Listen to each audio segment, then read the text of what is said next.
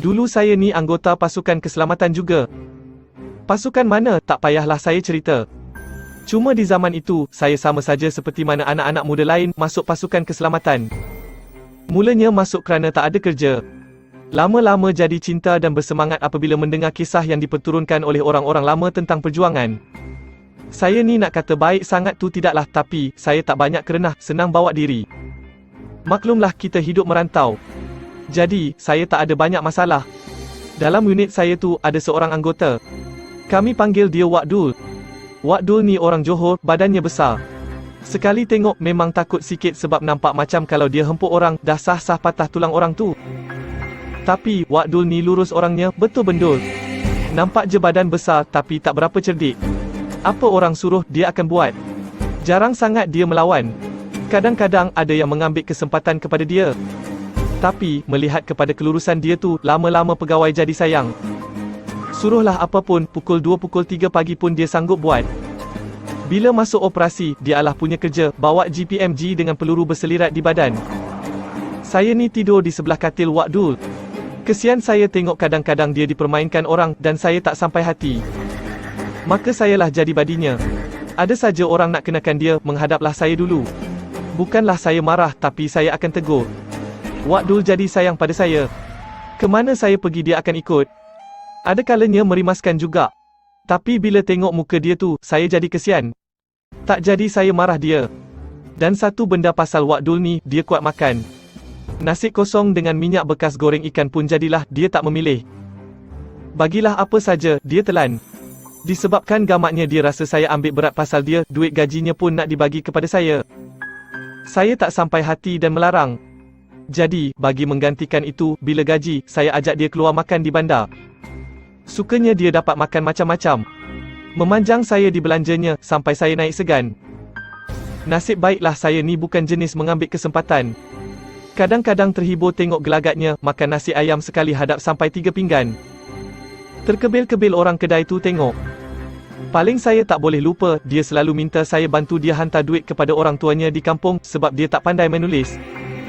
Asal dapat gaji saja, kami akan keluar. Pertama sekali dia akan hantar duit ke kampung.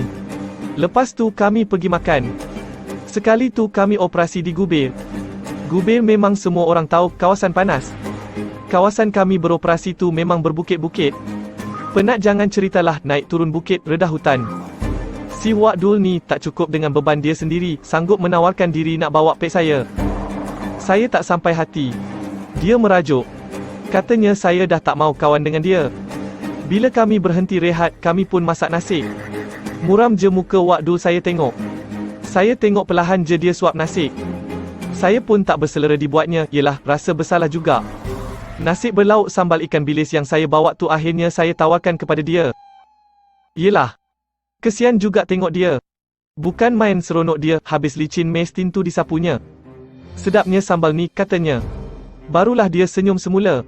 Sejak daripada tu, bila kami berhenti masak nasi, dia akan mengintai ada lagi tak bekalan sambal saya. Walaupun terasa agak geram sebab bekalan tu terpaksa saya kongsi dengan dia, saya bagi juga. Di hari ketiga, nak jadi cerita, sedang kami memanjat satu bukit, tiba-tiba terdengar tembakan. Kami semua meniarap ke tanah. Kelam kabut jadinya. Pegawai suruh tembak balas. Bersimpang siur peluru masa tu, dan nak jadi cerita, kaki saya terkena peluru. Pedihnya bukan kepalang. Disebabkan serangan yang bertali arus, kami terpaksa berundur cari perlindungan. Kawan-kawan dah susap-susap melarikan diri. Saya pula tersekat di sebalik batang balak. Ingatkan dah sampai ajal saya, sebab dalam keadaan kelam kabut tu, siapa sajalah terperasankan saya yang tak ada dalam kumpulan. Tapi, ternyata ianya belum ajal saya. Tahu-tahu saja muka Wak Dul terjengol. Diheretnya saya daripada belakang kayu balak tu dan dihenyak atas bahunya. Macam dalam cerita Rambo, sambil dia berlari tercungap-cungap, dia melepaskan tembakan. Saya pada masa tu dah jadi macam anak patung, terpaksa biarkan dia buat apa saja. Teroleng-oleng saya di atas belakangnya, terutama bila dia melompat. Tak sangka saya, Wak Dul bukan main kuat. Tahu-tahu, kami dah sampai ke lokasi pengunduran pasukan. Saya dengar pegawai sibuk buat panggilan minta bantuan sambil beberapa orang kawan melepaskan tembakan rambang. Tapi, rasanya musuh dah kehilangan jejak kami, sebab tak ada tembakan balas. Wak Dul letak saya ke tanah sebelum dia terjelepuk terbaring di sebelah saya. Nafasnya tercungap-cungap. Kau okey ke Pak Ya? Tanyanya. Saya hanya mengangguk. Dia senyum. Pandangannya diubah ke langit. Terima kasih Pak Ya, sebab selalu tolong aku. Aku minta maaf kalau aku ada buat salah kat kau dan aku minta halal apa yang aku makan. Lepas ni aku tak minta dah nasi kau. Katanya perlahan. Saya terkejut dengan apa yang dikata Wak Dul. Apa yang dia merepek ni? Saya usahakan bangun dan barulah saya nampak darah membuak-buak keluar daripada perut Wak Dul. Tuan, Wak Dul kena, Wak Dul kena. Jerit saya, dah tak fikir apa dah masa tu. Kelam kabut pegawai saya datang. Kawan-kawan yang lain pun pakat melompat dekat. Saya hanya mampu meriba kepala Wak Dul. Medik cuba merawat luka Wak Dul tapi susah. Nampaknya perutnya ditembusi 3 butir peluru. Wak Dul cuma senyum. Dia tolak tangan Medik.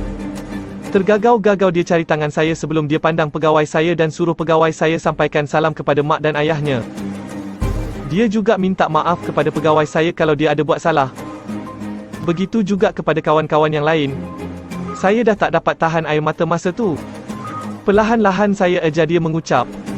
Dalam senyum, Wak Dul menghembuskan nafas terakhirnya di riba saya. Suasana di telefon diam sekejap. Saya cuma mampu telan Elio. Terasa ada ketul besar pula. Pak Ya menyambung dengan suara sebab. Terima kasih nak. Janganlah berhenti kisahkan cerita-cerita orang macam kami ni yang selalu orang lupakan. Kami tak minta duit, kami tak minta apa-apa, cuma kami minta supaya anak cucu ingat betapa kami telah hilang banyak benda dalam hidup kami kerana kami mahu anak cucu hari ni dan masa depan tak perlu melalui apa yang kami lalui. Selepas meletak telefon, saya termenung panjang. Betul, ada masanya saya rasa macam nak berhenti menulis. Orang sekarang bukan kisah cerita-cerita perjuangan sebegini. Ramai yang lebih suka cerita cintan-cintun fantasia bulan madu. Tu belum kira yang memandang rendah jasa anggota pasukan keselamatan kita, tak kira yang lama atau baru. Bukan sikit juga pada hari ni yang lebih simpati dengan bekas-bekas komunis berbanding pejuang-pejuang kita.